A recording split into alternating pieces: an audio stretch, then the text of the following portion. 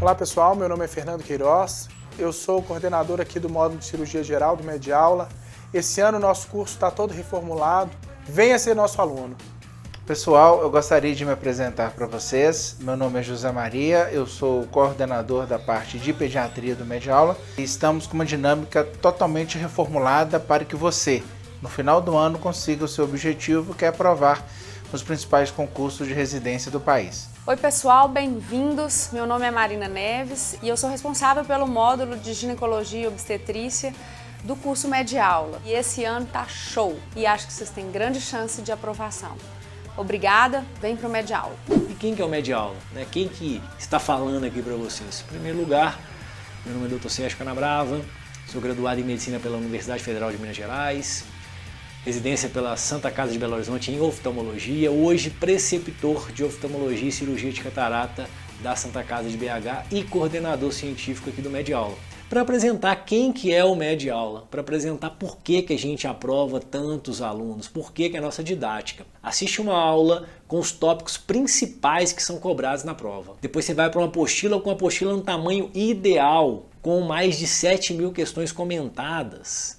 E mais toda a nossa retaguarda com flashcard, com simulados, com provas por especialidade, com aplicativo. Nós estamos aqui para mostrar que você tem uma outra opção para você se preparar para a prova de residência. Muito obrigado!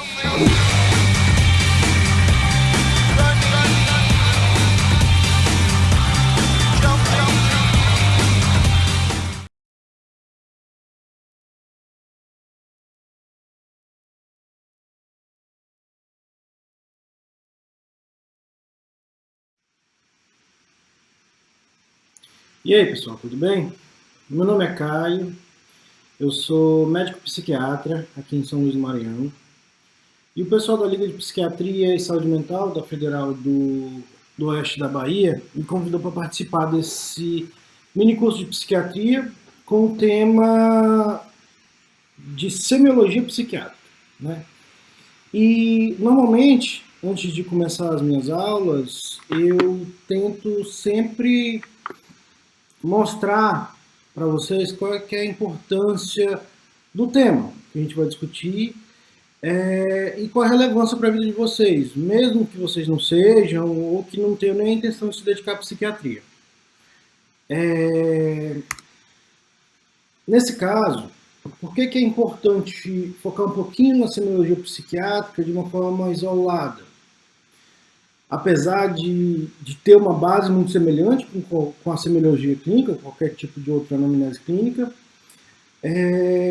a investigação psiquiátrica, ela tende a ser um pouquinho diferente. Não necessariamente com os itens também, mas principalmente com o método da investigação, que às vezes é um pouco negligenciado nas outras áreas, mas dentro da saúde mental, quando a gente pega um paciente com doença mental, é muito importante para a gente fazer uma boa anamnese, e não só para isso, para além, para ter o engajamento do paciente com o tratamento, e inclusive de uma forma terapêutica também. E para ilustrar um pouquinho do que eu estou falando, a gente vai começar com uns casos clínicos bem simples, bem resumidos mesmo, né? Aqui eu boto, tá bem resumido só para a gente mostrar. Um paciente, né, de 40 anos que já está com um mês apresentando certos sintomas de tristeza, um desinteresse, né, insônia, sentimento de culpa, dificuldade de concentração. E o que a gente, de uma forma resumida, o que a gente tem aqui? Pelos critérios do DSM-5, né, a gente teria um episódio depressivo. Grave, moderado ou leve, isso vai depender muito da investigação, mas se a gente for pensar pelos critérios, a gente teria um episódio depressivo.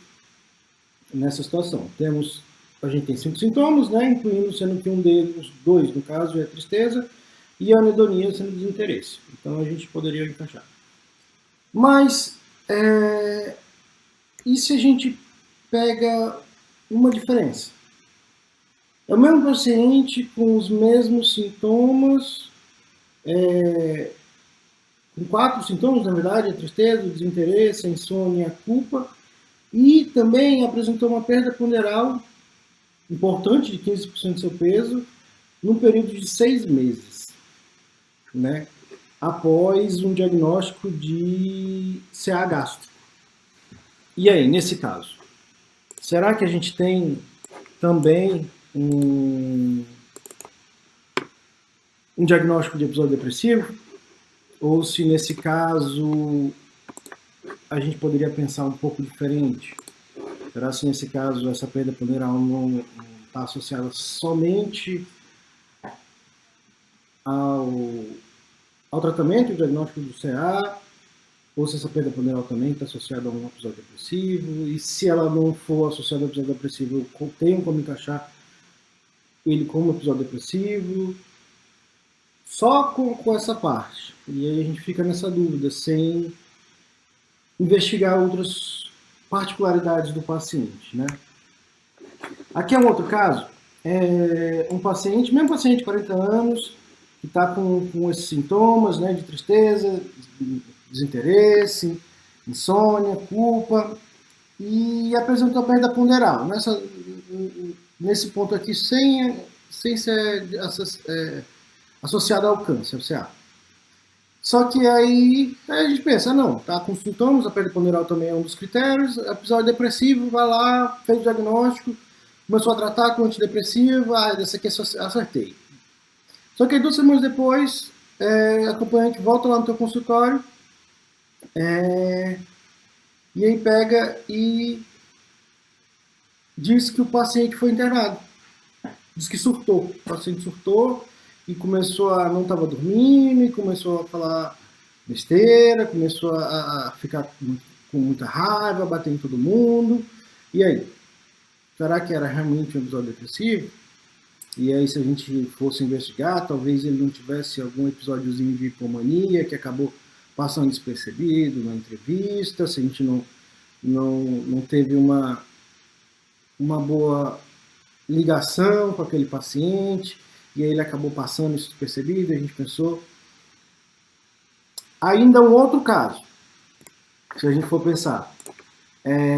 Mesmo paciente, com as mesmas coisas, só que aí no final da consulta, ele pega e te fala, doutor, tem como dar um atestado aí de 6 meses, porque eu tenho uma perícia marcada e eu não estou conseguindo trabalhar.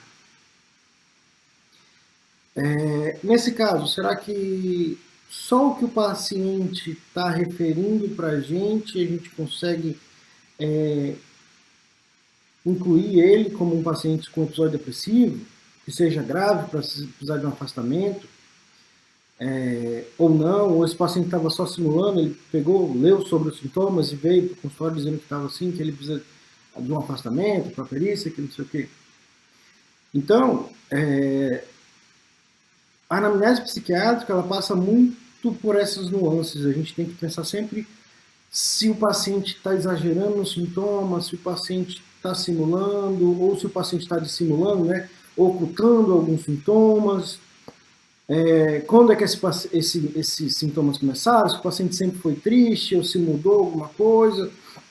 Porque às vezes tem certos sintomas que são critérios para algumas doenças, mas que o paciente sempre teve aquilo. Então não é uma alteração daquele momento que o paciente teve, que está associado a uma doença nova, tá?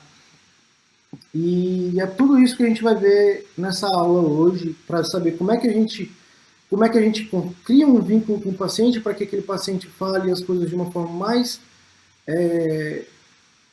autêntica possível, para que esse paciente não tenda a simular, e se ele estiver simulando, a gente vai perceber isso. É muito isso, porque a anamnese psiquiátrica, ela precisa de um pouco mais de cuidado, tem certas nuances diferentes de outras que a gente acaba negligenciando, que era para ser. Todo tipo de anamnese era para ser dessa forma, mas a gente, na parte mais clínica, a gente acaba negligenciando muito. Tá? Apesar de todo o salto de desenvolvimento que a psiquiatria deu nesses últimos tempos, né? a descoberta farmacológica. Todo ano lançam vários remédios novos, descoberta genética, parte farmacogenética, parte da medicina individual, aquela medicina do paciente. E a parte biológica, a parte de neuroimagem, a parte de exames. Mas, apesar disso tudo, a gente ainda não conseguiu substituir a entrevista, a parte clínica do psiquiatra, para fazer um diagnóstico, ou até para abordar um tratamento, ou para iniciar uma terapêutica, uma psicoterapia com o paciente. Mas é uma coisa que inclusive, provavelmente ainda vai demorar um tempinho, porque a gente compreender, né, absorver as reações psíquicas que um paciente tem, específicas daquele indivíduo, aí a gente pegar, associar aquilo ali a um microcontexto pessoal daquele paciente, e ainda mais a um macrocontexto cultural, social que aquele paciente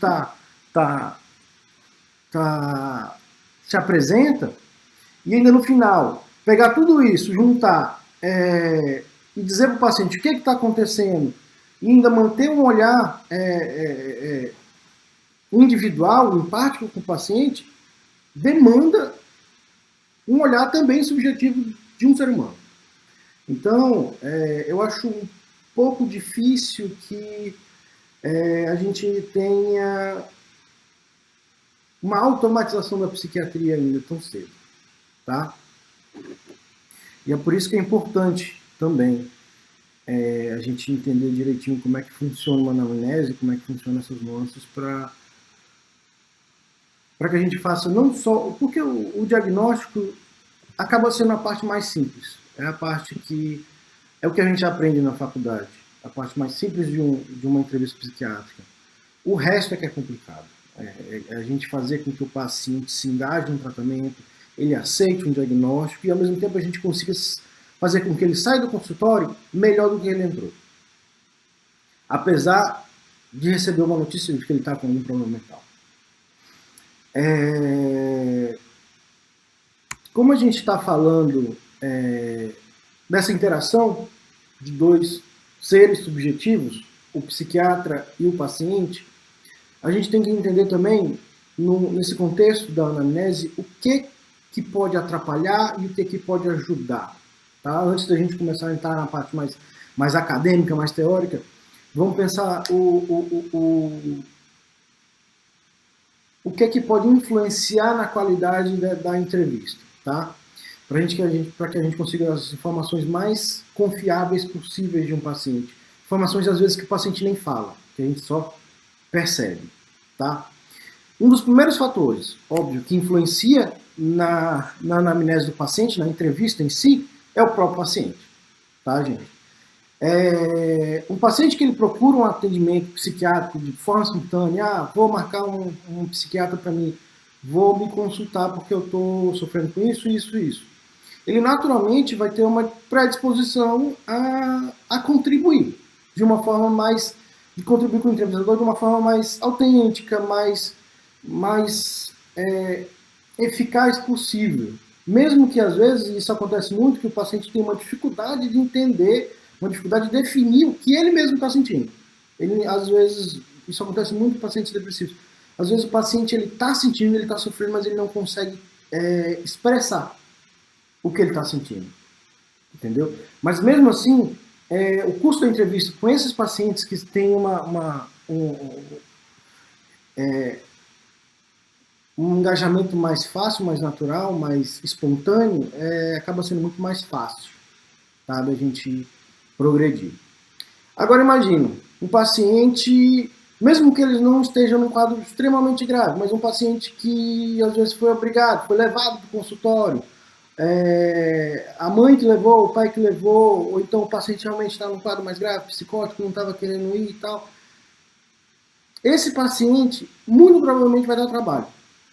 Tá? Muito provavelmente ele vai ter uma resistência em falar, não vai querer falar, vai ter uma dificuldade de expressão, ou então vai esconder, certos sintomas, não vai querer falar ou tem vergonha.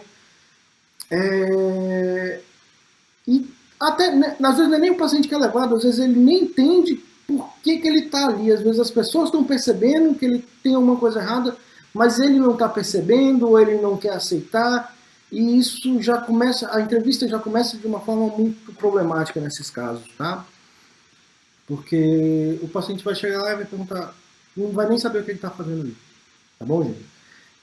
Além disso, o estado psíquico do paciente por si só pode prejudicar. Pacientes extremamente agressivos, ou pacientes psicóticos muito graves, ou que acabaram de fazer uso de drogas, ou recentemente, ou estão no estado de abstinência recentemente, normalmente pacientes que acabam indo para uma emergência psiquiátrica, complica um pouquinho a entrevista. A entrevista já não é mais tão eficaz. Além da gente não conseguir absorver certas sensações e o paciente não conseguir passar para a gente fica muito travado quanto ao tempo, porque esses pacientes têm uma tendência a não querer ficar muito tempo, são poucos minutos que a gente passa com o paciente, e fora isso os pacientes que estão extremamente sonolentos, ou com algum quadro orgânico, ou pacientes que têm um quadro mais grave, um déficit cognitivo mais importante, ou pacientes com idade muito, pacientes muito novos, criancinhas, ou pacientes muito idosos, que acabam sendo uma dificuldade maior para o curso da entrevista, tá? E, além disso, qualquer outro aspecto relacionado ao paciente, mas esses são os mais importantes, tá, gente? Um outro aspecto, um dos mais importantes, que pode complicar um pouquinho a entrevista, é o próprio ambiente da entrevista, tá, gente? Os pacientes que sofrem com algum transtorno mental, eles tendem a reagir, isso no geral, eles tendem a reagir de uma forma mais intensa ao contexto que eles estão inseridos, tá? E eles acabam direcionando essa reação à interação daquele momento, à entrevista, tá, gente? Então, se o paciente ele está se sentindo meio ansioso, está se sentindo meio acuado naquele ambiente, ele tende a transpor essa reação dele para a entrevista, seja não expressando direito o que ele está sentindo, ou seja, não falando realmente o que ele está sentindo, ou se sentindo muito acuado e acaba a gente não tem uma eficácia, uma qualidade tão boa nas informações, e não só nas informações, mas também no processo terapêutico do paciente, que eu vou explicar depois, que é muito importante. Não só a gente obter as informações do paciente, mas a gente passar para o paciente certas coisas que vão fazer com que ele se engaje no tratamento e até melhore, por isso. Mas vamos pegar um exemplo desse caso agora, do ambiente. Tá? Vamos lá, vamos supor que abri lá meu consultório, me formei, terminei minha residência, abri meu consultório particular, lá bonitão, todo trabalhado naquele mármore branco, todo branco, botei um monte de revista, um monte de lâmpada branca lá, que eu li na revista que lâmpada branca é bom para estimular, né, para a gente trabalhar mais. E aí botei uma televisão para os pacientes ficarem, né, porque eu vou atender paciente por hora marcada, eu quero atender bastante paciente, vou atender por hora marcada, botei lá a TV para os pacientes se distraírem, para eles ficarem assistindo um jornalzinho, né, uma CNN. Aí pega o paciente, marca a consulta lá para 14 horas. Tá? A assistente diz, o médico vai começar às 14 horas a atender. É por ordem de chegada. E aí ela lá, não, o paciente é esperto, vou chegar mais cedo para eu ser a primeira, para eu não precisar ficar lá muito tempo. Aí o paciente chega 1h, 13 horas. Na hora que ele chega, eu tenho bem uns 6 pacientes espertos também, que pensaram a mesma coisa, já estão lá esperando. E ela é a 7ª paciente do dia, tem que esperar. E aí ela senta lá, um monte de paciente, aí o paciente tira a máscara, começa a conversar, né, Covid, e aí ela começa a ver o jornal, e começa a passar só notícia de Covid, que um monte de gente morreu, e a paciente começa a ficar nervosa, e aí começa a ficar sem ar, começa a ter uma palpitaçãozinha, um tremor, e aí começa a ter aquela angústia, e aí ela começa a chorar e sai dali correndo e nunca mais volta. E aí depois a gente descobre que a paciente começou a ter sintomas de ansiedade, já há uns 6 meses, 7 meses. Depois que ela e o marido dela pegaram Covid, o marido morreu, ela ficou internada e passou por isso. No dia que ela criou coragem de se consultar no psiquiatra. Tá, gente? E isso é uma das formas mais simples que o ambiente pode influenciar. Mas cada coisinha, até a luz do ambiente ela pode influenciar. Tá? E assim, a gente nunca vai ter um contexto, um ambiente perfeito. Porque cada paciente vai ser de um jeito, cada pessoa vai agir de uma forma diferente no ambiente. Por exemplo, alguns pacientes eles preferem ficar sozinhos. Ser entrevistado ela e o psiquiatra, ele e o psiquiatra. Preferem muito mais, eles tendem a se abrir muito mais assim. Mas existem também uma boa parte dos pacientes que acabam reagindo, acabam demonstrando certos comportamentos e até sintomas, se, por exemplo, tiver um ambiente cheio de gente, o psiquiatra e um monte de interno, ou um monte de residente. Tem certos pacientes que tendem a demonstrar certos comportamentos de querer chamar atenção, de querer estar no meio de certas situações nesse contexto. E isso facilita, às vezes, até para um diagnóstico de alguns transtornos de personalidade, enfim. E deixa eu ver o que mais de ambiente a gente pode falar. Mas é isso, o ambiente ele influencia muito o paciente, porque o paciente acaba reagindo muito às situações em geral, tá, gente? E o terceiro e último fator que eu vou falar aqui para vocês, os mais importantes, é o próprio psiquiatra. Como é que o próprio psiquiatra influencia na qualidade da avaliação psiquiátrica? E a gente não vai falar nem da capacidade do psiquiatra. Vamos supor que o psiquiatra seja realmente capaz. Fora o background do próprio psiquiatra, os preconceitos, os julgamentos de valor, a forma que o psiquiatra em relação à personalidade, também tirando essa parte, o psiquiatra aqui, ele influi da forma, não necessariamente negativa, mas ele pode influenciar da melhor forma positiva para que a entrevista melhore. Porque o psiquiatra, ele tem a capacidade de se conectar com o paciente e, por essa conexão, exercer uma influência no paciente, sobre o próprio paciente, sobre a própria influência do paciente e a influência do ambiente. Então, o psiquiatra, apesar de influências negativas do ambiente, influências negativas do próprio paciente, o psiquiatra consegue contornar a situação e fazer com que essas influências influenciem menos durante a entrevista. E aí é que está um dos primeiros pontos, um dos pontos mais importantes, na verdade, da entrevista psiquiátrica,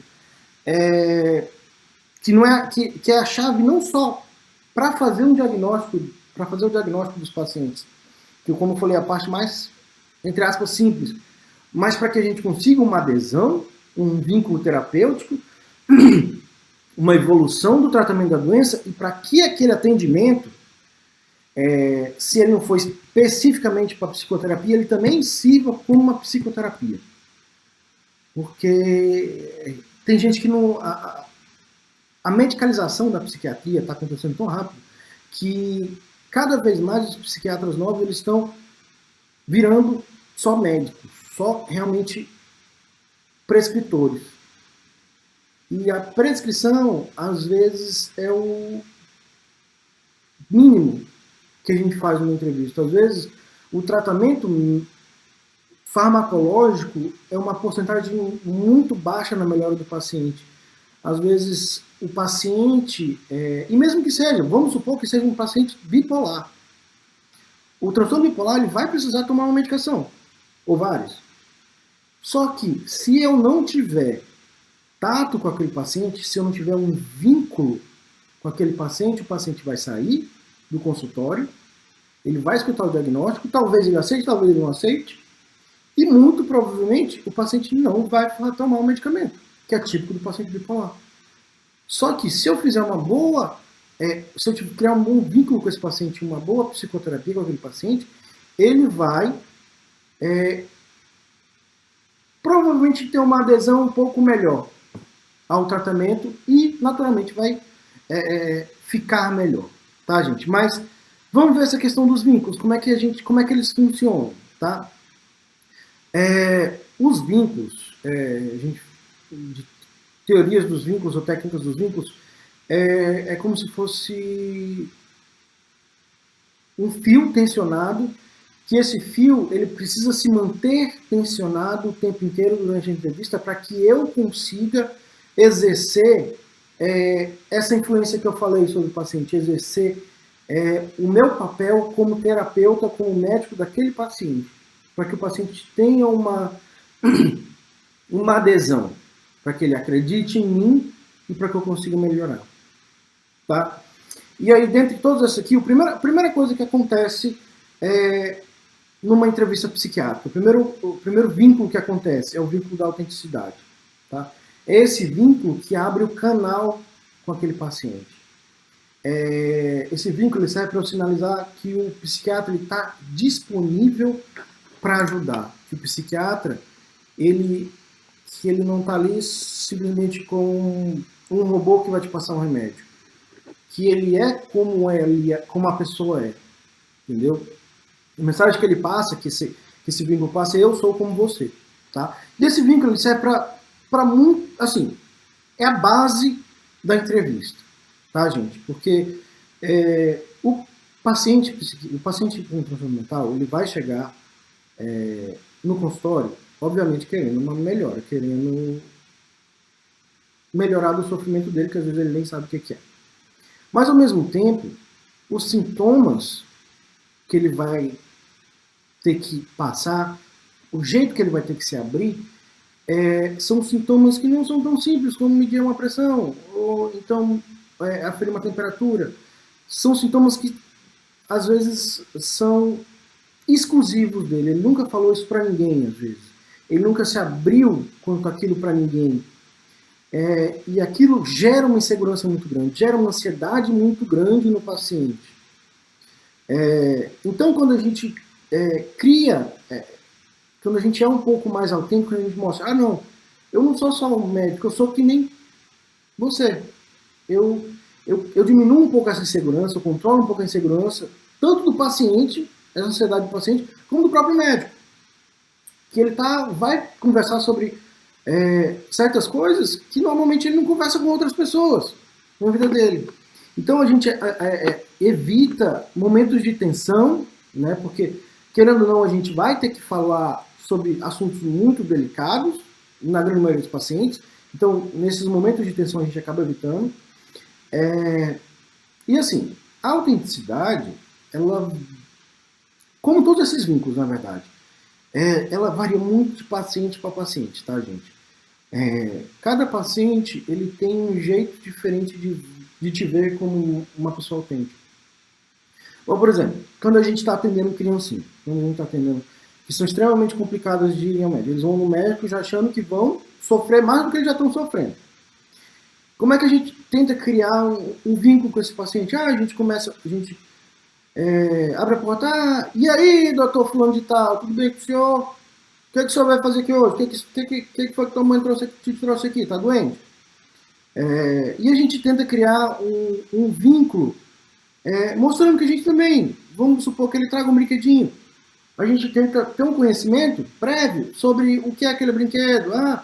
É da Patrulha Canina, é o Chase, quem mais tu gosta da Patrulha Canina? Quais são os desenhos que tu gosta? O que tu gosta de assistir no YouTube? Se o paciente, normalmente eles vêm com um iPad, um celular, para acalmar, aí vê que a gente vê o que eles estão assistindo, e engaja uma conversa para que eles se sintam iguais a gente, para que a gente não passe esse ar de médico. Às vezes um brinquedo, outro, um desenho, a gente pergunta o que ele está falando, a gente tenta focar um pouco mais a entrevista nele e tenta tirar um pouco os pais de lado e depois a gente conversa com pais. Por exemplo, uma coisa que eu faço, que eu já, desde a faculdade, desde o começo da residência que eu larguei de usar, é o jaleco. Quando eu não sou obrigado a usar. E quando eu não preciso, dependendo do lugar.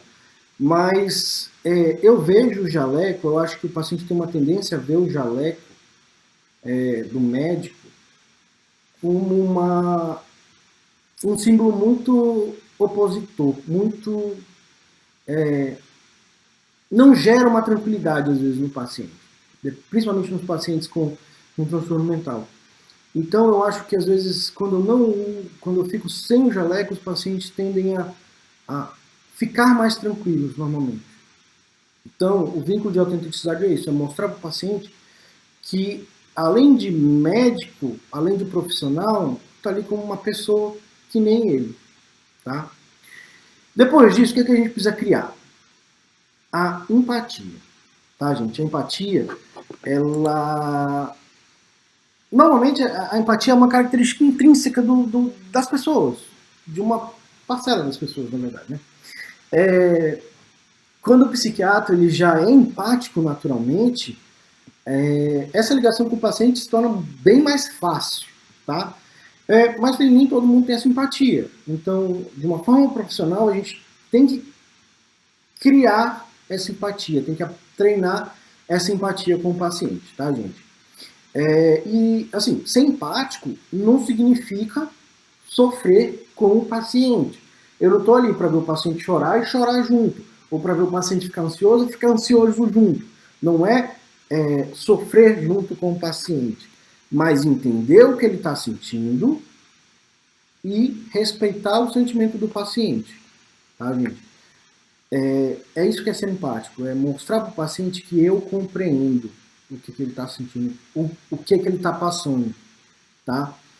E aí, quando existe essa ligação empática com o paciente ele vê que ele compreende ali o que o psiquiatra, o que ele está falando, ele tende a demonstrar, tende a expor essas reações emocionais dele de uma forma mais autêntica possível. Tá?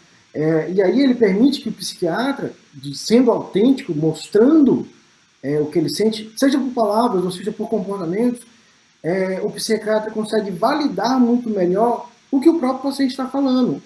Ele consegue correlacionar o comportamento com a sensação, com o que o paciente fala, e isso facilita para a gente ver, além de ver o que realmente o paciente está sentindo, a gente consegue ver que o paciente está simulando, porque ele está falando uma coisa, mas ele não está tendo aquela sensação, não está reagindo de uma forma compatível, ou a gente percebe que o paciente está exagerando em certos sintomas, porque ele fala daquilo, e às vezes ele chora e para de chorar e exagera em certas reações. E isso é um dos mecanismos que a gente usa para validar os sintomas e também para que o paciente se sinta compreendido e que a gente vai usar mais para frente para aliança para liderança e para conhecimento. Tá? Mas, por exemplo, tem paciente que também ele não se sente tão bem quando a gente cria esse vínculo empático muito intenso. Quando ele começa a perceber que ele está criando esse vínculo empático, pacientes que são normalmente mais retraídos, pacientes mais introspectivos, pacientes com componente psicótico, sintomas negativos mais importantes, ou pacientes que têm medo, vergonha, eles tendem a... Quando começa a criar esse vínculo, eles acabam se bloqueando, acabam se fechando mais, com medo de se expor mais ainda. Normalmente pacientes que têm vergonha do que estão sentindo, que não aceitam, tendem a se bloquear mais ainda quando começa a ter esse vínculo e acaba dificultando mais. Então o psiquiatra ele vai ter que se adaptar a cada paciente. Isso é com todos os vínculos, viu, gente? Cada paciente vai se adaptar melhor.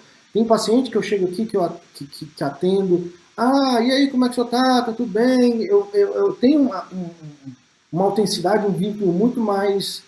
eu tento agir muito mais como uma pessoa familiar, como um amigo, do que como um médico, mas tem pacientes que acabam tendendo a querer uma figura muito mais profissional do que uma figura mais empática.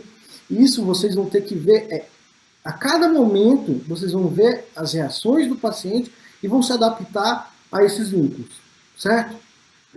O próximo vínculo que a gente vai falar sobre é o vínculo de conhecimento, tá?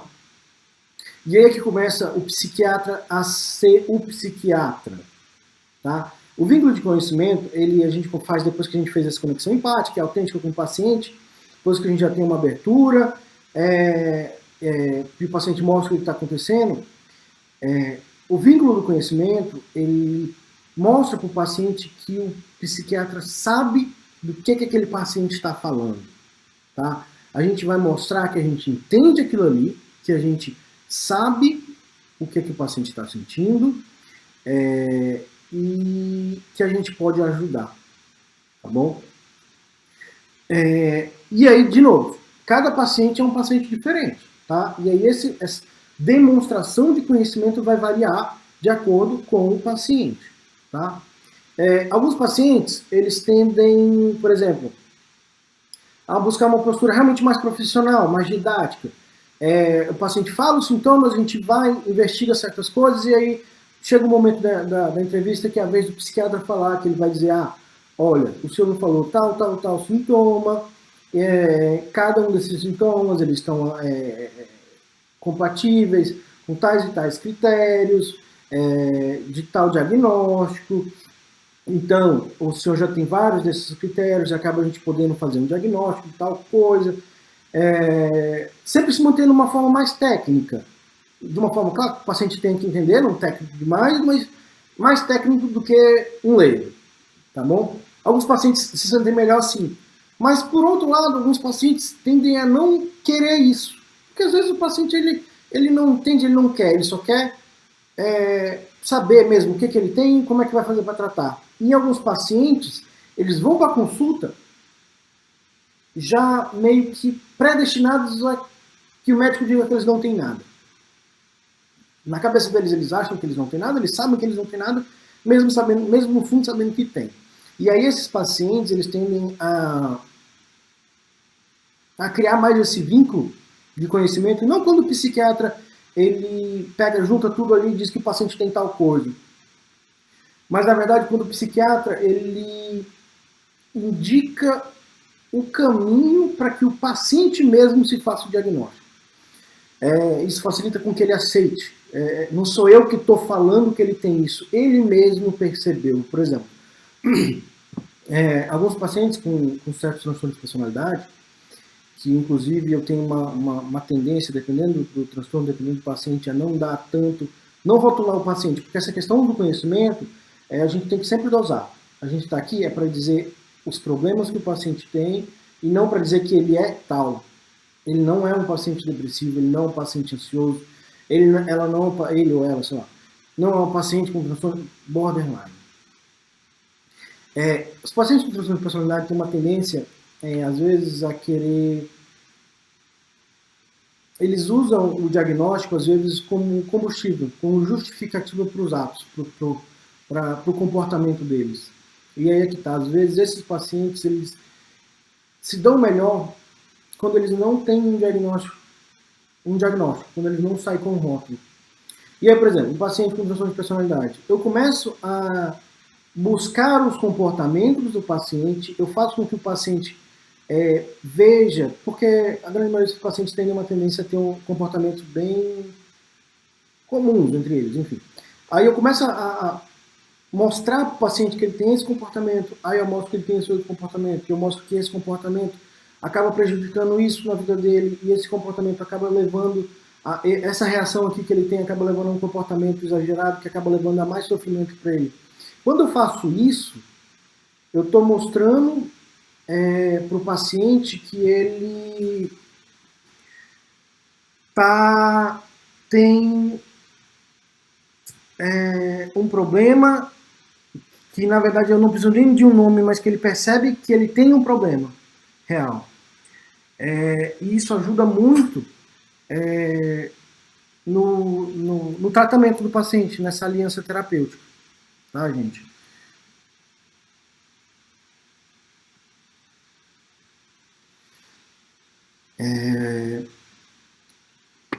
E partindo para o próximo vínculo que a gente tem é o de aliança terapêutica, tá? Depois de tudo isso que a gente faz, depois que a gente mostra para o paciente que a gente sabe o que ele tem, que a gente consegue ajudar, a aliança terapêutica serve como meio de falar para o paciente, ó, eu estou aqui do teu lado e a gente vai conseguir isso, tá? Ele depende desses outros para que eu consiga eu preciso criar esses outros vínculos anteriormente para que o paciente aceite essa visão do médico ou aceite a própria visão do problema e que o psiquiatra mostre que está do lado dele para que ele consiga se engajar no tratamento. Tá, gente? E aí, depois disso, a gente tem o vínculo de liderança. Tá? Esse vínculo aqui, ele se progride durante toda a entrevista. Durante todo o processo de criação dos outros vínculos, com o paciente, o psiquiatra ele tem que exercer um grau de controle da entrevista, de controle tanto da entrevista como do paciente.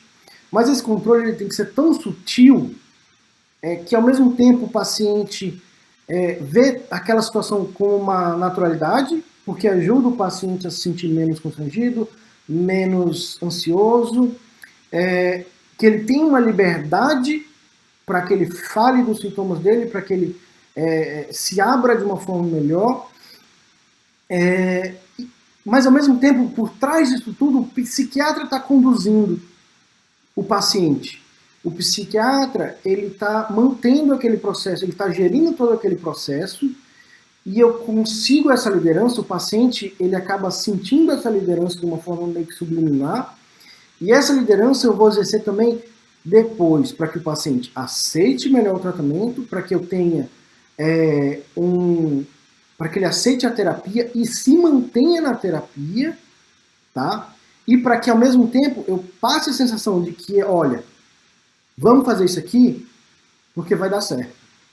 E o paciente não pensar, ó, ele está falando isso aqui porque dá aquela sensação de que você é um líder e não está simplesmente mandando o paciente fazer aquilo. Tá? Não é simplesmente o robô que mandou ele fazer aquilo. E quando a gente tem todos esses vínculos de uma forma bem delimitada, adaptada para aquele paciente, a gente consegue sucesso. Não só no diagnóstico, na entrevista, mas principalmente na terapia do paciente. Seja ela com medicamento, seja ela para que o paciente aceite começar uma psicoterapia com o próprio médico, ou com o próprio psiquiatra, ou com um psicólogo. Porque muito mais difícil do que o paciente sentar na cadeira e saber que ele tem um episódio depressivo, que ele tem um transtorno de ansiedade, é o paciente aceitar fazer um tratamento para aquela doença que para ele nunca ia ter. Tá, gente? E terminando essa parte dos vínculos, vamos falar um pouquinho de como é que é a estrutura da entrevista. Essa parte aqui é mais uma coisa mais pessoal, como é que eu faço a entrevista psiquiátrica, tá, gente?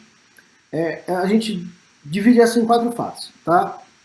A primeira fase é a fase de introdução, ela vai desde quando eu abro a porta para o paciente, ou de que o paciente entra na sala, como é que eu vou me introduzir, me apresentar para o paciente, como é que eu vou olhar para o paciente, como é que o paciente vai olhar para mim, como é que o paciente vai se comportar na hora que for a vez dele de entrar no consultório, como é que eu vou quebrar o gelo com aquele paciente. E aí, dona fulana, tudo bem com a senhora? Primeira vez que a senhora vem no psiquiatra? Como é que a senhora tá? Mais ou menos, né, dona fulana?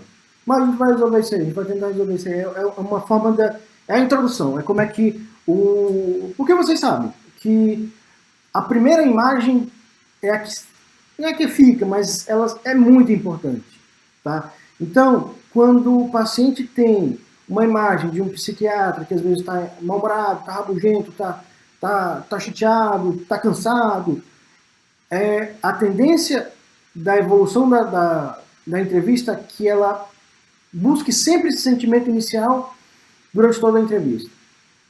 E aí, passando essa fase introdutória, a gente passa para a fase de abertura, que aí é que a gente tem toda essa criação desses vínculos, a gente tem a exposição do paciente. Normalmente, o que eu faço? E até uma coisa que eu passo para os meus alunos lá no SEMA, que é o seguinte: Depois que a gente conversa, que tem essa fase de introdução, a gente fala para o paciente, pergunta como é que tá, diz bom dia, boa tarde, e o paciente senta e a gente faz aquela pergunta. O que está acontecendo no plano tal? Ou o que é que te trouxe aqui? O que a senhora tem sentido? Depois disso, aí a gente só vai falar de novo na hora que o paciente parar de falar. Isso é uma coisa que eu tenho minha. Normalmente eu faço isso. Eu só falo alguma outra coisa depois que o paciente realmente para de falar. Claro que isso não vai funcionar com todos os pacientes, porque tem pacientes que eles não conseguem falar, que eles não querem falar. E aí a gente tem que ter uma postura mais ativa nesses casos. Mas a grande maioria dos pacientes quer falar. Ele vem querendo falar. Seja com uma coisa pronta, seja com um papelzinho, com os sintomas dele, ou seja uma coisa natural. Mas eu sempre permito do paciente falar, tanto que for. Dependendo do caso, às vezes a gente não tem tanto tempo, mas a gente... normalmente quando o paciente sabe que ele está numa consulta com outras pessoas esperando, com uma coisa mais rápida, ele tem já uma tendência a não ser tão prolixo, a não ser tão demorado. Já no consultório particular, que ele sabe, ele tende a demorar um pouquinho, mas nunca é muito. E aí, com base nisso que o paciente falou, é que a gente vai moldar todo o resto da entrevista. Tá?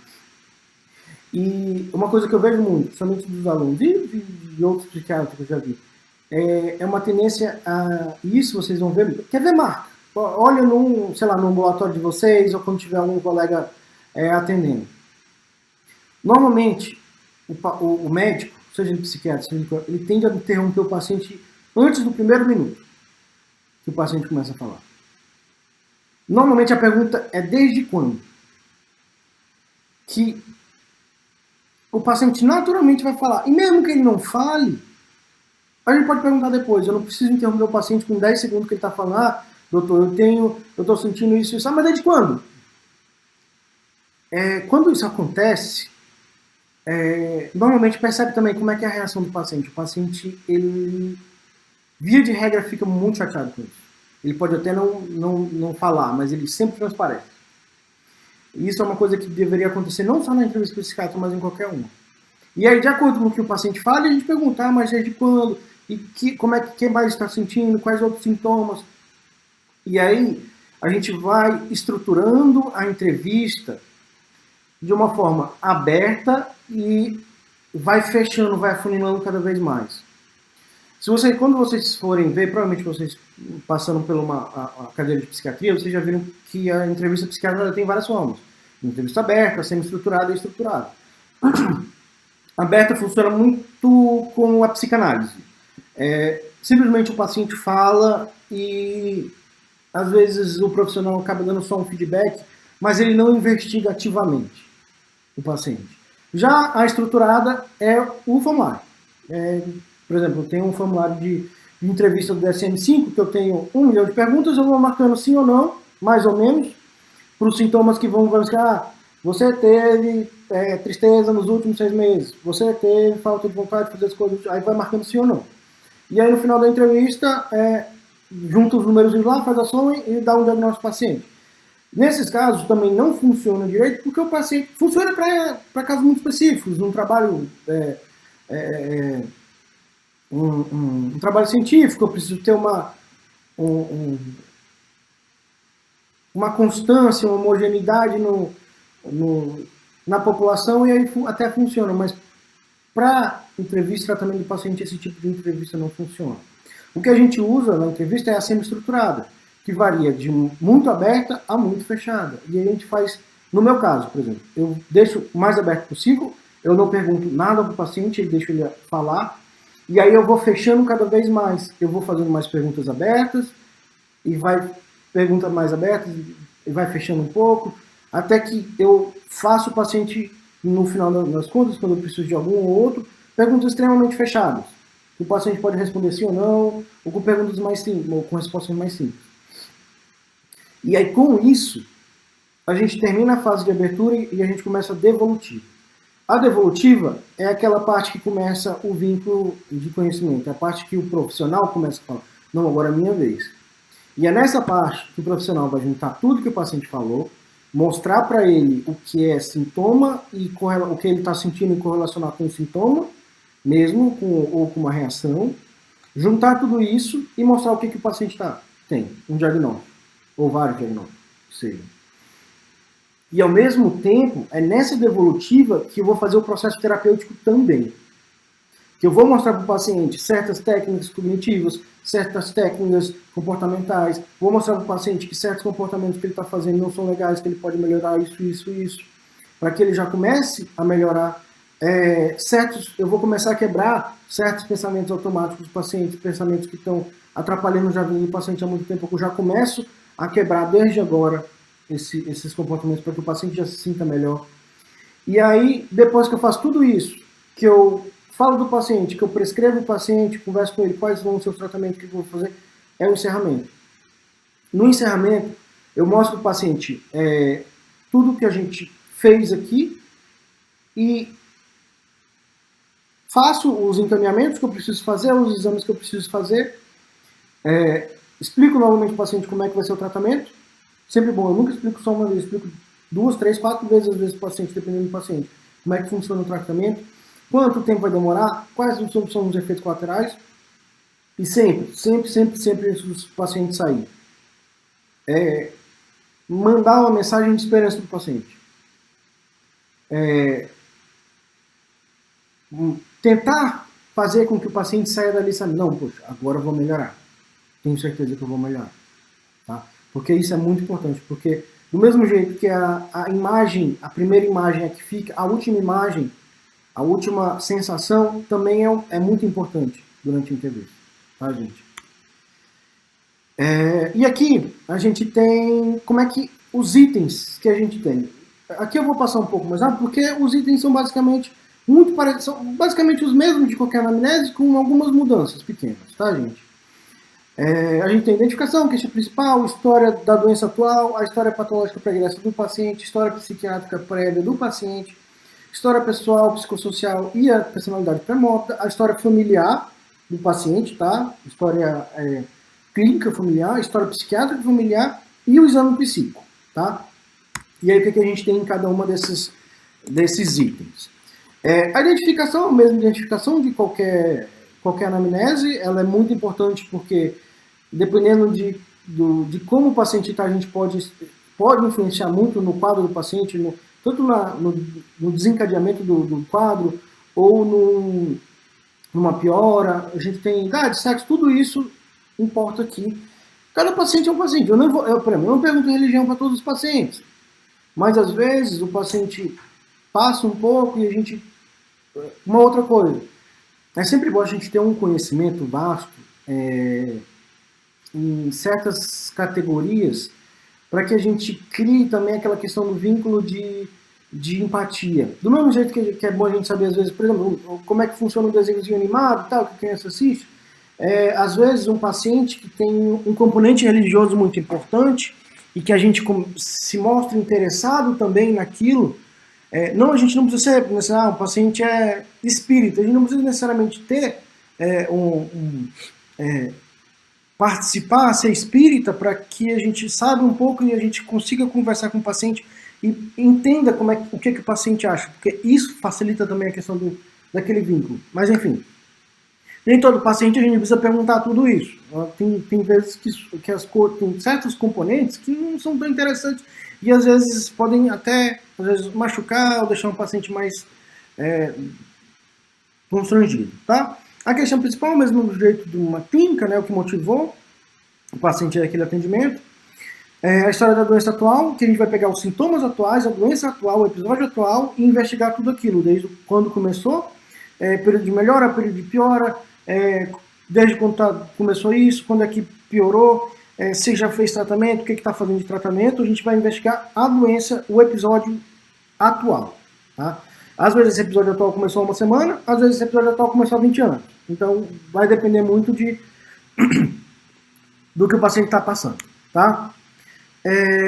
A história patológica pregressa, que a gente vai perguntar as patologias clínicas do paciente, se ele já passou por uma internação mais prolongada, passou por alguma cirurgia, uma neurocirurgia, alguma doença, porque doenças clínicas também podem influenciar, tá? No transtorno mental, doenças hormonais, doenças cardíacas, enfim, tudo influencia na psiquiatria, tá, gente?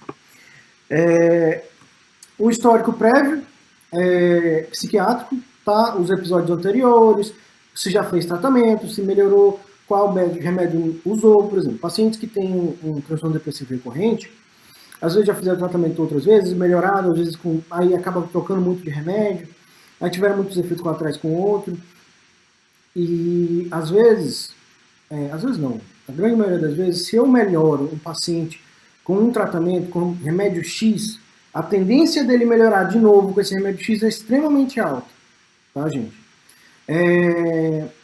Não é hoje a gente tem testes farmacogenéticos, muito relacionados à psiquiatria, que mostram, às vezes, quais são os efeitos colaterais que cada remédio vai dar naquele paciente, se aquele paciente tem uma sensibilidade maior a tal remédio, se vai funcionar melhor ou não. E, às vezes, a gente não precisa fazer um exame desse, que custa R$4.000, se a gente tem um histórico prévio do paciente. O paciente já usou 20 remédios, ele já teve efeito colateral desse, não teve desse, melhorou com esse, a gente já sabe quais remédios usar. Tá? Porque, às vezes, o paciente ele piorou de novo, não porque o remédio não fez efeito, mas porque o paciente parou de usar ou usou há pouco tempo. Então, às vezes, dependendo do transtorno, o remédio que o paciente melhorou antes, que funcionou antes e o paciente ficou bem, vai ser sempre a primeira escolha, tá, gente? E aí a gente tem o história pessoal também. Essa história pessoal a gente faz desde o nascimento até a idade atual, tá? Não é com todo paciente, porque às vezes também não dá tempo dessa parte. Mas dependendo do transtorno, a gente tem que saber o desenvolvimento neuromotor do paciente, o desenvolvimento cognitivo, o aprendizado, como é que são as relações pessoais do paciente, as relações familiares, como é que é o comportamento dentro de casa, fora de casa, na escola, como é que são os hábitos de vida, se usa droga, se fuma, se bebe, se tem, como é que são os comportamentos, a personalidade, se é muito irritado, se tem uma tendência a ser mais impulsiva, se já se machucou, se tem um comportamento mais perigoso, tudo isso a gente vê na história pessoal. Na história familiar, a gente vai ver as patologias clínicas mais relevantes do membro da família, se a família teve histórico de câncer, histórico de doenças clínicas, a mesma coisa, só que mesma coisa do paciente, só que familiar. E a história psiquiátrica familiar, o histórico psiquiátrico prévio dos membros da família, principalmente os familiares mais próximos, porque praticamente todas as doenças psiquiátricas elas têm um componente genético importante, algumas muito importantes, algumas menos. Mas influencia muito no nosso anamnese. E o exame psíquico, que a gente avalia as funções mentais do paciente no momento da entrevista. A gente tem o exame psíquico, as funções mentais que a gente avalia são as funções naquela hora, tá? Então, nem sempre o exame psíquico vai condizer com a história do paciente, tá, gente? Principalmente se o paciente melhorou, se o paciente piorou, às vezes não condiz, tá? O exame psíquico é no momento, certo? E como é que é o exame psíquico? O exame psíquico é como se fosse o exame clínico da psiquiatria. A gente vai investigar itens, tá?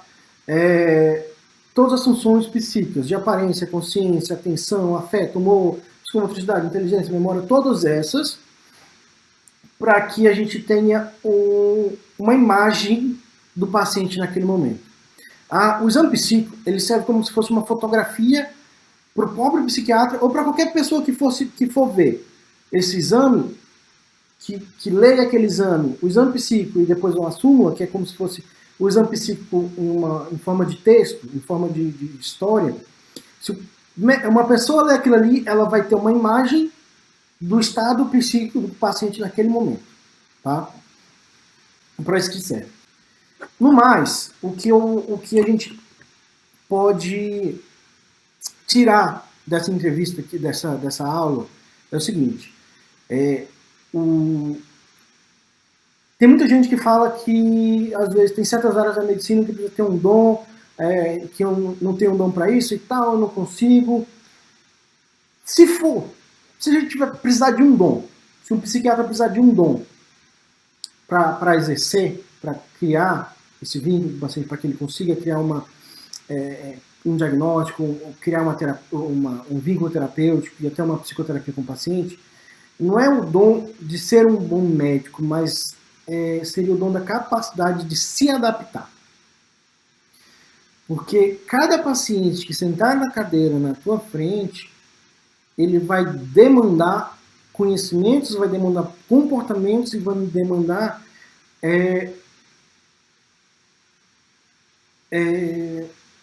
técnicas de vínculos diferentes, técnicas investigativas diferentes, para que a gente consiga melhorar aquele paciente. Então, o paciente ele não tem que se adaptar ao jeito de ser do médico, mas o médico se adaptar ao jeito do paciente. Isso vale para qualquer especialidade, tá, gente? E eu acho que assim, na psiquiatria, o que eu mais ouço reclamações de psiquiátricas não é nem pela capacidade cognitiva, capacidade intelectual do psiquiatra, porque isso eu nunca vi mesmo, o paciente não se importa muito com isso, mas sim com a capacidade do médico de se adaptar. Existem médicos muito engessados em certos comportamentos, certos jeitos, que o paciente ele acaba não criando um vínculo com aquela capacidade, com aquele jeito daquele médico, que acaba largando. Porque a consulta psiquiátrica não é uma consulta que o paciente vem uma vez por ano, uma vez a cada 2 anos, às vezes como um cardiologista. A consulta psiquiátrica é uma consulta que o paciente vem, às vezes toda semana, às vezes todo mês, às vezes 2 em 2 meses. E às vezes o paciente cria aquele vínculo contigo durante 1, 2, 3, 4, 5, 10 anos. Tem paciente que vai no mesmo psiquiatra durante a vida inteira. Porque criou aquele vínculo.